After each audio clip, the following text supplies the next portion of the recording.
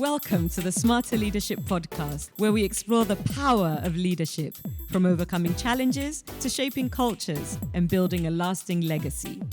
Through inspiring stories and insights from our guests, we'll share transformative lessons to help you thrive in today's interconnected world. I'm Tucci Voe. Join us for conversations that will inspire thought and action.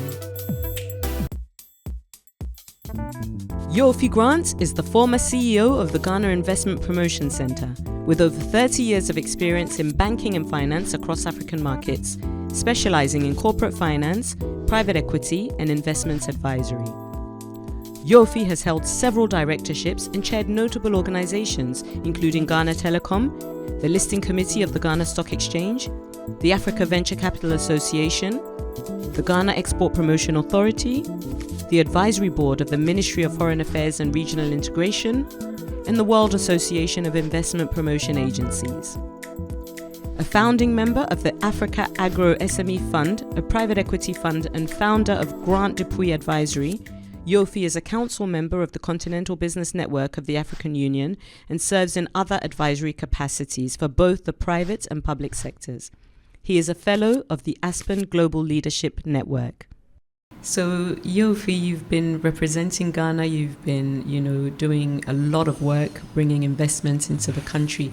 But I want to take a few steps back to really understand who this person is, because I know you to be someone very creative, but there's a whole other side to you, and I really want to understand where is your passion for creativity coming from?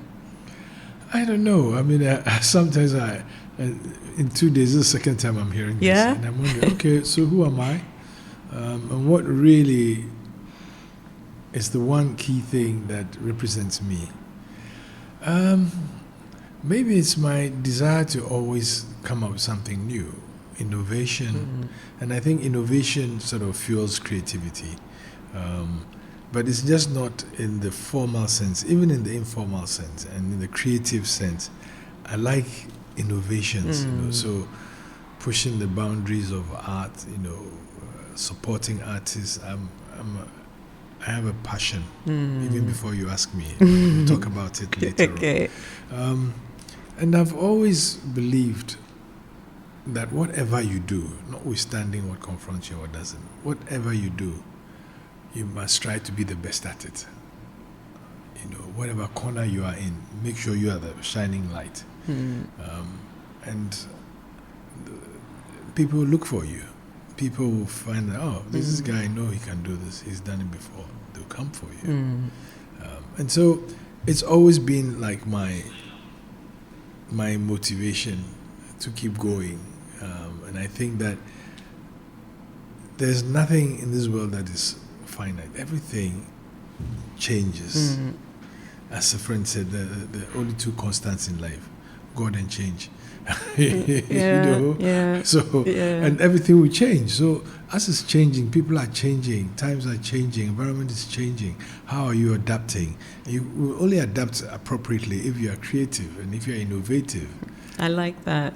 You can't adapt to change if you don't embrace and adopt creativity and innovation. And innovation means that you are looking at problems of today and problems of tomorrow and finding solutions which are easier, more comfortable and achievable. Very often people, when you ask what's innovation, they say, adding something. It must give you a better response than the previous. The reason I really like what you're saying is because, you've mentioned two things, actually. You've said doing what you do and being the best at what you do. And this is something I really subscribe by. And people tend to think that when you're doing what you do, you're almost in a box. So if you're an accountant, if you're going to be the best accountant, you must look a certain way, you must behave a certain way whilst doing that work. You're in the world of investment banking and corporate banking and all sorts of things. But like I said, you have a completely creative side, which actually appears even in the way, you dress, in the kind of relationships you have with people. And being the best at what you do does not mean that you cannot be creative, you cannot, adapt to change, you cannot look I think forward. It's the creativity that makes you the best at what you are. And and even if you're in a box, be that one object in the box that everybody thinks can solve the problem. Yeah. If it's getting out of the box, you should provide the solution for getting out of the box. The corollary to that is that people sometimes find me argumentative. I see. Because I don't know whether it's a result of the way I was brought up, my education, and the fact that even as a child, I was confronted with change in many ways. My father was a career diplomat and was going here, there, etc., everywhere. And so I always want to think through things either to the logical conclusion and stuff. And sometimes it's difficult because if you're in a culture where, everything is communicated by proverbs, innuendos, and similes and things like ours, sometimes logic is not the most, should I say, the most effective way of presenting the view. Okay. And I can give you an example. I was chatting with a friend, and he said, "Oh, yeah, kwasiapa," and I said, in ordinary parlance, it could be that he was insulting me. But because we are friends, the context and the circumstance on which he said it gives it a totally different feel. It's not just direct logic, And we both laughed about it. And I said, we're talking about something. I gave him a view about it. And he said, you are such a foolish boy. Only you, Yofi Grant, to think of it this way. Yeah. So everybody will just take it for you. Don't everything. You have to dissect it and stitch it back, and And I said, well, but that's what makes the world work, because that's the way you should look at problems. You just shouldn't ask questions. Yeah, you can't take a flippant view to solving problems. Yeah. If you want to solve a problem such that it does not occur again, you must get into it. You yourself must be the problem and apply the solution to see whether you come out of it. If you apply the solution to you and it works, fine. But very often we are in a hurry. We accept normative practices as the end all, and so people are caught and stuck in that box. They never think they can come out. So taking this word you use, argumentative, people thinking you're argumentative, it's a bit of a dichotomy because, you've just mentioned that your father was a career diplomat, you've moved around quite a bit, and what I've found from experience, but also read a lot about in research, is that children who have, parents who are diplomats who travel around are the most open-minded people. Indeed. Because they experience so many different cultures. I mean, sometimes... I think I'm an enigma myself. I'm a bit of a controversy myself, because I think in being creative, I've become so, open-minded, and objective about stuff. But also at the same time, I like to, dissect things logically. Right. And it's in that whole sphere that you are able to be creative. And the creativity happens because of your objectivity. Because if you are not objective, you say, well, this is what the solution, that's it, and that's it. But I believe that if the solution was it today, tomorrow it might be something else. It can change, yeah. Yes, and so why not think about it? So maybe you tell your friends you're not argumentative, you're presenting different options. No, so I want to spend a bit more time on this early childhood of yours. Yes. I'm sure there have been a few defining moments in your life that have kind of shaped your journey. Can you, do any come to mind? The three places that shaped my mind, of course, Switzerland was the first, because that's where I started school. Okay. I remember very well, I was used for an advert. Oh, yes. With your knowledge and consent? Well, not me, my parents. Okay. What did I have to do? Just go start there. You go start there. But I remember I had to wear the lederhosen and with this long, the horn pipe, the long one, and that was I blew it, and I suspect it was for milk or chocolate. Okay. So today I don't know. I can't find any pictures, but that was what it was. And then secondly, I think Liberia. Okay. I lived in Liberia for a bit. The only reason being that because we lived right opposite the beach. Right. And so, waking up in the morning with all these subliminal sounds of the sea water, the waves, was spiritually invigorating for me. And I felt God knew I was coming to live here. That's why I put it there. So it was just so nice. It was just so nice. And it gave me a view that the world was nice. Makes you feel at peace. Yeah, it gave me a view that the world was nice. It was a nice place. And so I grew up thinking the world was a nice place, which it is in one sense. But never mind. And then I think the other place that was inspiring to me, or like you said, my childhood, really, it was Côte d'Ivoire. Okay. Of course, because it was French, and so you had to understand French. But by then, my parents thought that, look, to give me balance, they brought me to school here. Okay.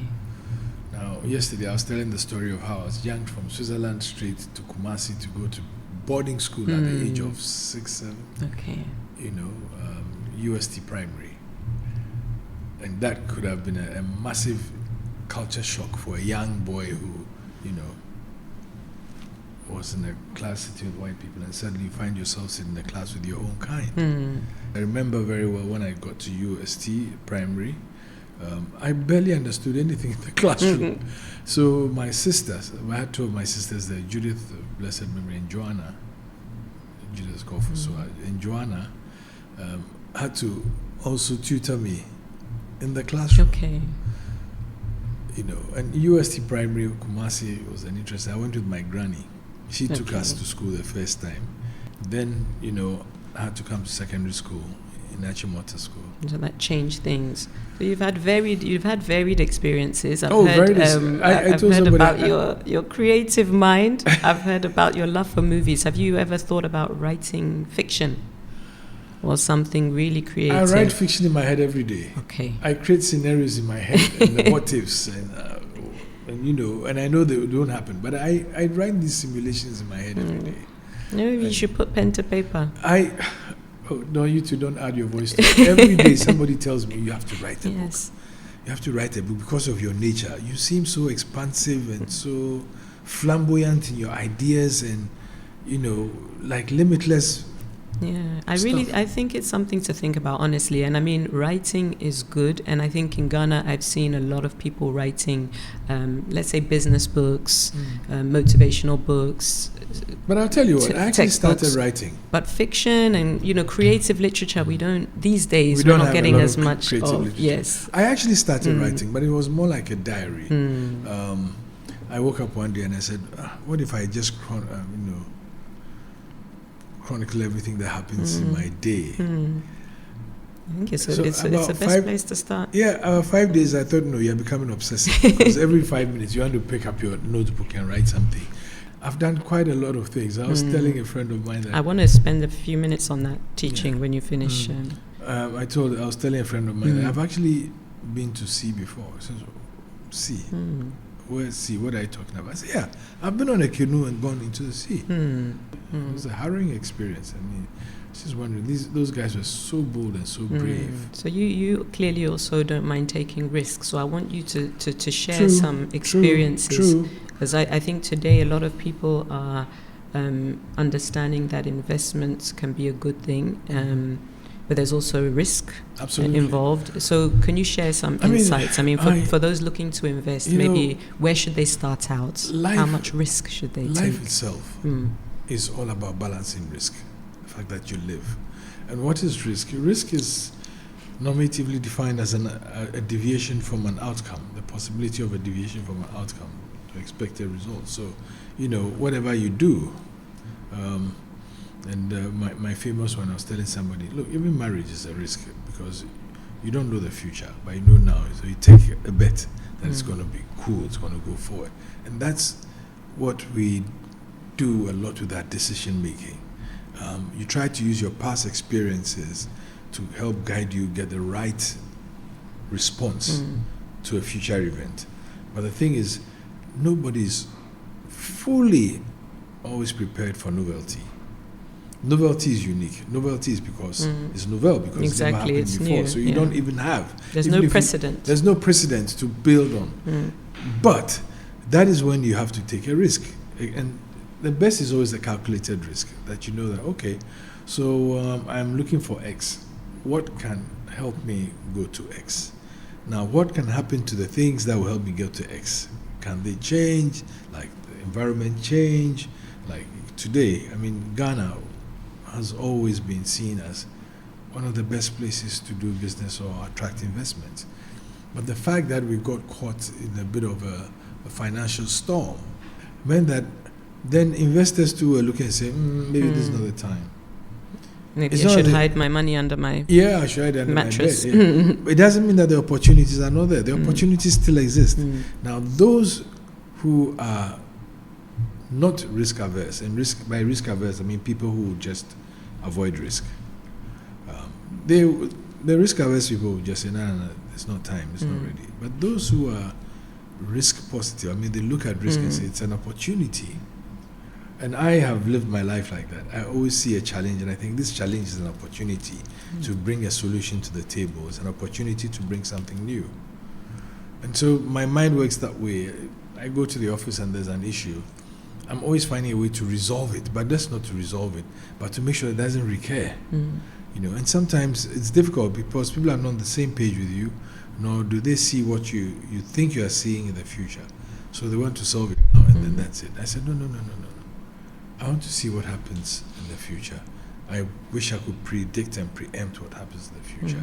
So when you're taking risk, you use all your experiences, your prior experiences, precedents, put them all up, do your matrix of factors, and then see what outcome you can bring. See whether you can apply it to an emerging problem or a problem that's already there or a problem that you anticipate to happen. Yeah.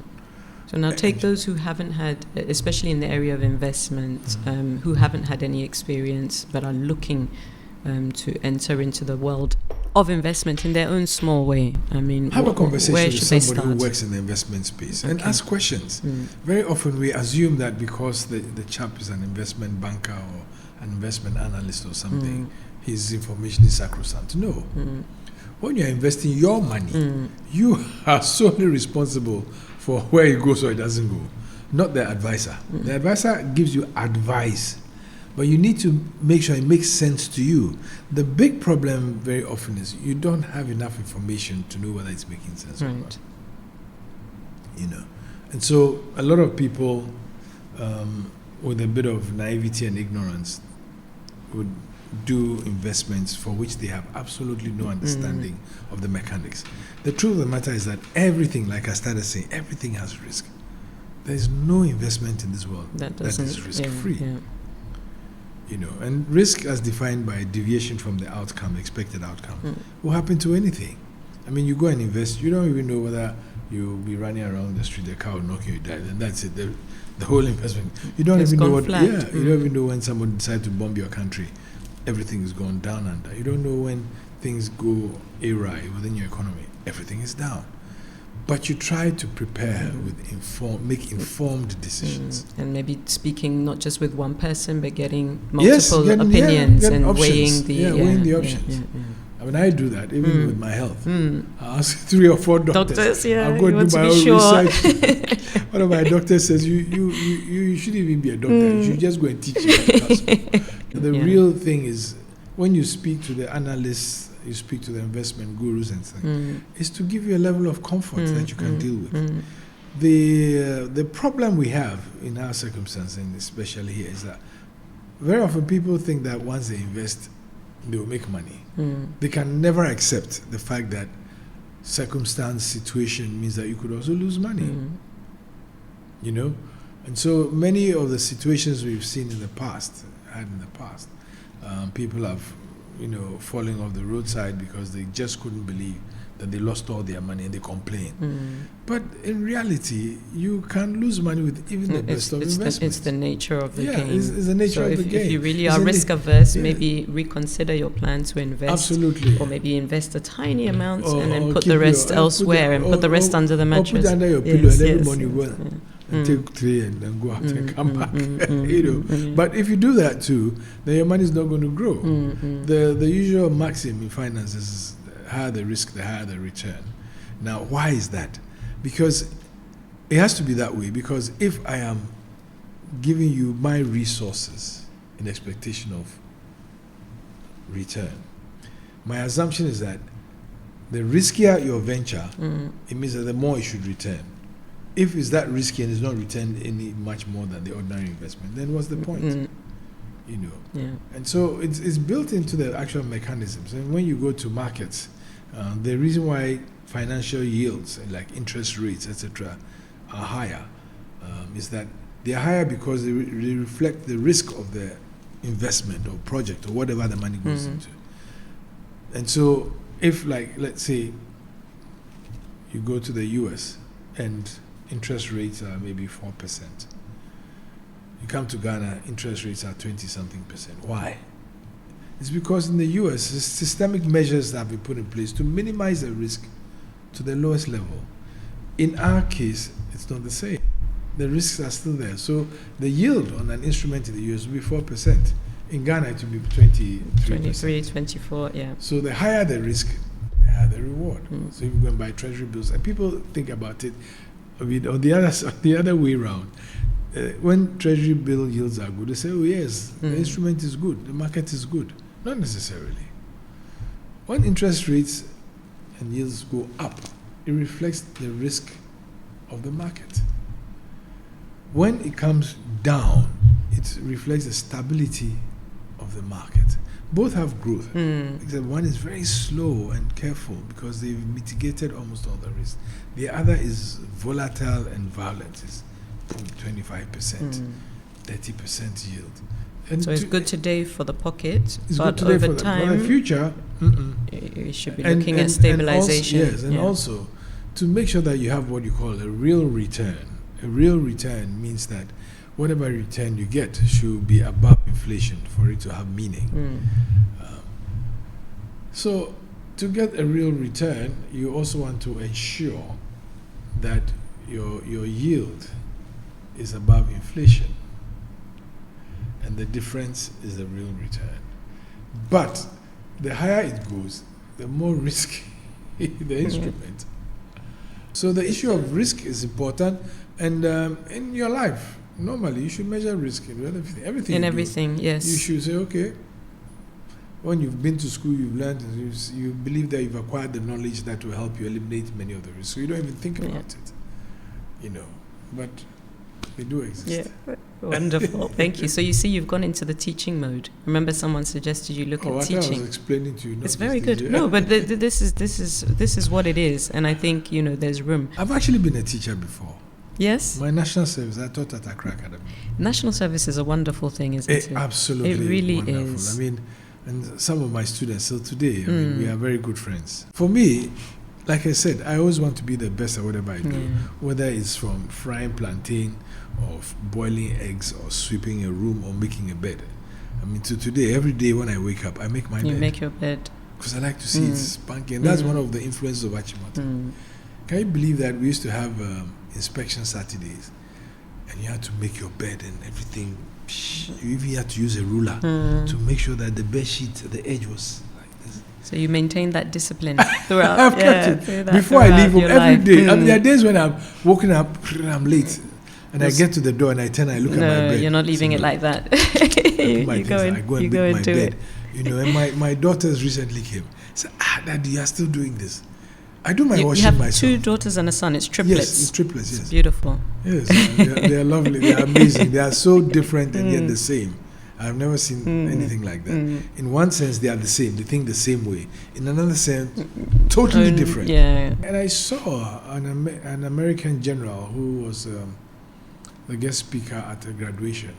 And he says, the first thing everybody should do when they wake up is to make their beds, because I saw that. It was a profound speech. I really appreciated it. Yes, the same year. I thought, because it sets you on a completion course in a day.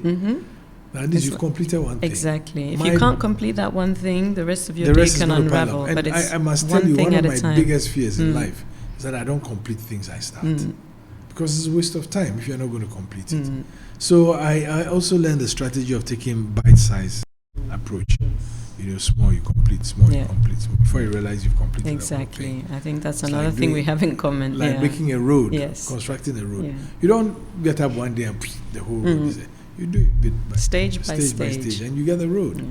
You know, when they're down the road and it's finished and cars are passing on it, people don't remember that it all was that done meter by meter. Yeah, You know? yeah. When you're trying to raise, funds for investing and things like that, you need to build trust. How do you do that? Can you advise us on how to, really build Building trust? Trust is first. You must have legitimacy in your story. But apart from that, you must be yourself. I think for me, that's the one guiding light that I have. Always be yourself. Don't try to be what you are not. Be honest. If you know that, and I tell people about the beauty of Ghana, but I also tell them, yes, we have challenges. But for me, those challenges are opportunities that you can work with. The reason why we have challenges is that we have not had the investment to rectify it. If we get it, we'll get on the board and get going. So first and foremost, be yourself.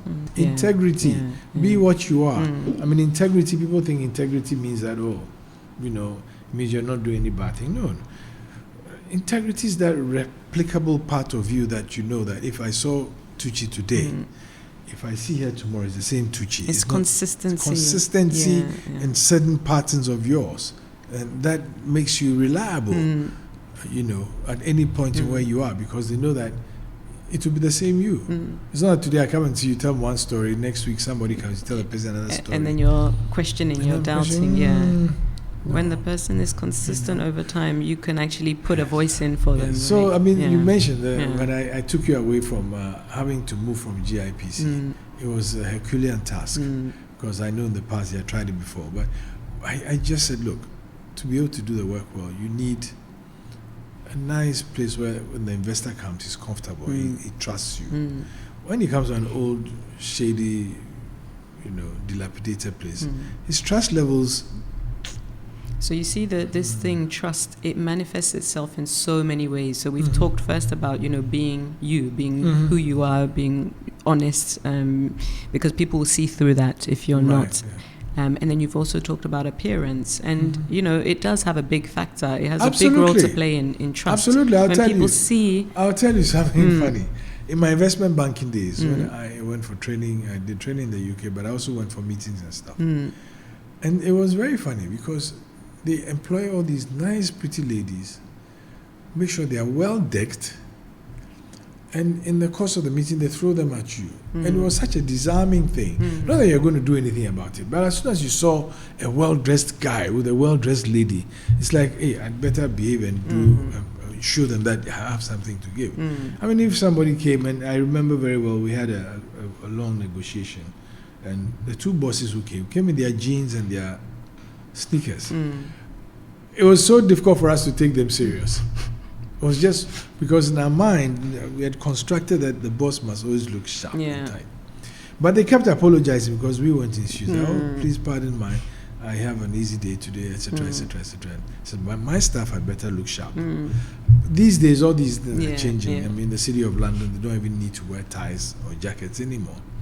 They are more focused on the outcomes. But it also changes, the more money you make, the more popular you become. When you're known to be a billionaire and you're wearing a T-shirt and jeans, you've already made it in a sense. You've gone past the point of having to impress anybody. When people don't know people have to impress appearance has a huge role to play, I got a group of very interesting Chinese people who have a club. They call it the China Business School Air Club. Okay.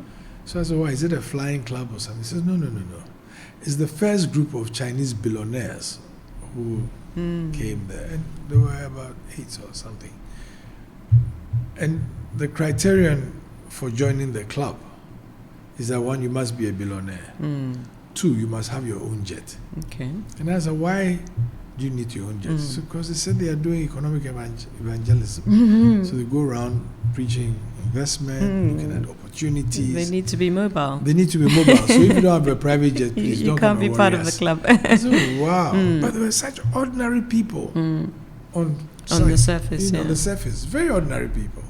Culturally as well, the Chinese, they really function on trust. To attracting investment, you have to look attractive. The business has to look attractive. The person has to look like they have potential, etc. So, I mean, it goes. Yeah, it's kind of hand in hand. Sometimes I get the feeling a lot of people don't understand the work we do. You know, you think that because they have to travel all the time, it's some fancy cushy job, but it is hard work. You're always talking, trying to convince people, even when the circumstances are not that conducive. You still have to convince the chap because you know the value it's going to bring. Let's say you're at a place in your life where you may want to start to slow down. You know, they say that when you hit 60 and you're retiring, for some people they say they're never retiring. You know, they'll never retire. It's interesting the way you put it. You start to slow down. Sometimes not you start to go. The body will slow you down. So some never slow down. I mean, my father-in-law, they have meetings, and he and his brother in their 80s, 90s. It's wonderful, super active. And some people will never retire. They'll always work. Some will go into teaching. They'll at universities. Others may start a whole new lease of life, a whole new journey. So what is in store for you? You know, I used to say I've retired twice already from formal employment, and I got to do this. I used to say, but now I say that you're right. Nobody ever retires. You just end one journey and begin another. Even if you're not going to do anything formal, you start a new journey. You know, and we all. Life for me. Life is like a train ride. Many stations. Some will get off somewhere. Some will come on till you get to your destination. But I sense you looking at another compartment in the train, or maybe just stepping onto a new train altogether. Yeah. Do you have any inkling of where that might, that train might take you? It's difficult now. It's difficult now to say. I mean, I've had is there something that's of appeal to you that you want to work towards? Something that I want to do is farming. I mean, become a big farmer. I've already started. That's beautiful. I've already started. I've got some land. I'm doing coconuts. Nice. And I think I want to do a lot more. I might go full into farming and become a farmer. I can just imagine myself in my Wellington boots with my straw hat. Yeah. I'm definitely an advocate. I mean, in the work I do and I've done in the past, I really believe very strongly in see the products in agriculture, the potential for it, and even starting from the farm. Absolutely. And taking from there. So I think that. Then, of course, you did mention teaching. And I keep saying, what will I teach? I love life so much that there's so many things that sometimes I feel people must be aware of. And that's why when you say that, you have to write. You just have to write. I entertain it. I was telling you about my book that I started, and I called it A Day in the Life of ...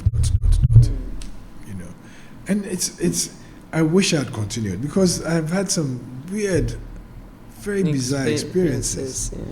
There was one day I was going to work in the morning. I just went past the Polo Club, the bypass that takes you to the airport circle. Right in front of me, a few meters, boom! There was a big accident.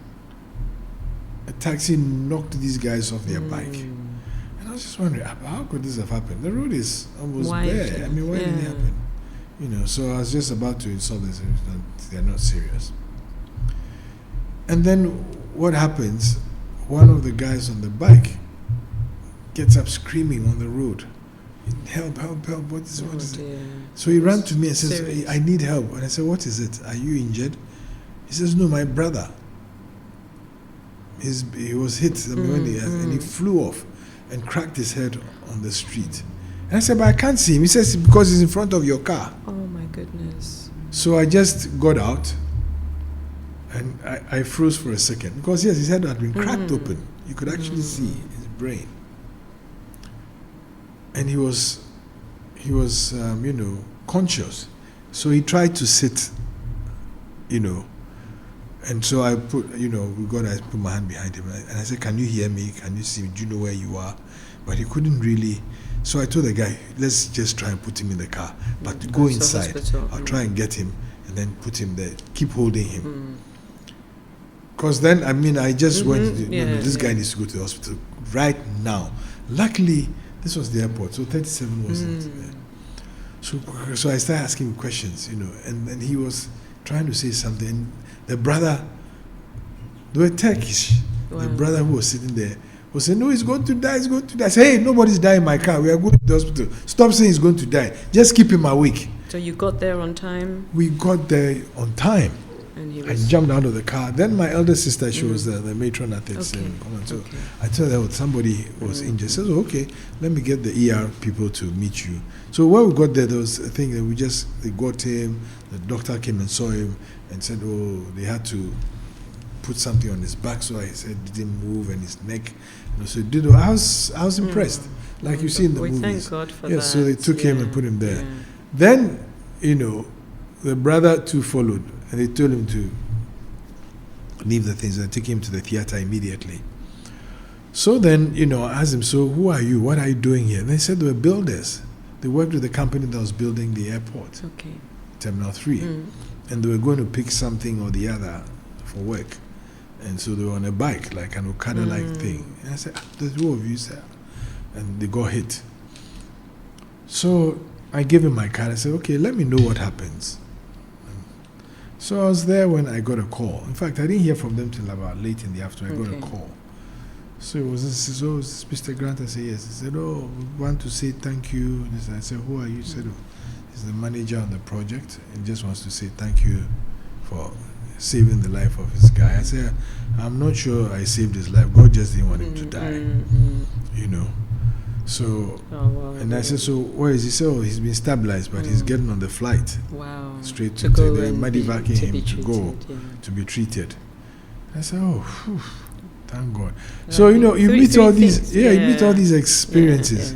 And I was even telling somebody. I want to take three things from this experience. So, the first is obviously it's life, it's human life, and I think everyone has a responsibility and a role to play where they can help somebody, and you were quick too. That's the first thing, and I think that's should be the basic standard. Secondly, these were foreigners in our country, and if you had not helped, imagine the impression they would have taken away, and then the ripple effect of the negative sentiment towards our country. That's the second one. Where it is. But interestingly, and the third, I'll just give you the third. The third is life is precious, and these stories remind you. So after you share your story, I'd like you to, as a last word, just given that story, because it's really it's touching and it's pertinent. What words would you leave with listeners, with viewers, about life and cherishing life? So it's interesting. I was going to say, interestingly, my job, I went to Turkey and I went to their parent company and I told them the story, and they had all adopted a bit of Ghanaian attitude. They said, it was you. I said, yes, it was me. So they wanted to take me out to lunch. They took me to the headquarters and all that. But the funny thing is, I never got to see the guy. But they said he lived, he survived. The thing is, yes, indeed, life is precious, and we need to take care of each other. Sometimes, I wonder why people go out of their way to get physical when they misunderstand something. You don't have to fight about it. If somebody has an opinion and he sticks to it, let him keep it. You keep yours. And I've never been one to really understand why people fight over little things. Some will provoke you beyond that you have to defend yourself or respond. But half the time it's not necessary. I like arguing, but if at the end of the day I see that you are not interested, I leave it, because what can I do? I can't crack your head and put the idea in. No, it won't happen. But we are also responsible for each other, and I'm very spiritual, extremely spiritual, but not very religious. So I might not go to church every Sunday, but I constantly believe I walk with God or God walks with me. And so every time I am making an assessment of life and how we can make life better for each other. I think we all have that responsibility to make life better for each other. And I love life. I wish, and I said it yesterday, sometimes I pray that God gives me the power of healing. So I can heal people who are sick. It's not their fault that some is their fault, but some is not. So I can heal them. I pray every day that God helps me to make somebody's day better, make somebody happier. Amen. And because that's how I get my happiness. Like when I'm watching TV and I see somebody achieve, I get this high sense of elation, like I am the one in there, This is Yofi. This is a beautiful way to end. It's encouraging and it's uplifting, and we're responsible for each other. I know. I'm so glad you came today to chat with me. I'm happy. Thank you very much. Yes. Thank you very much as well. Thank you.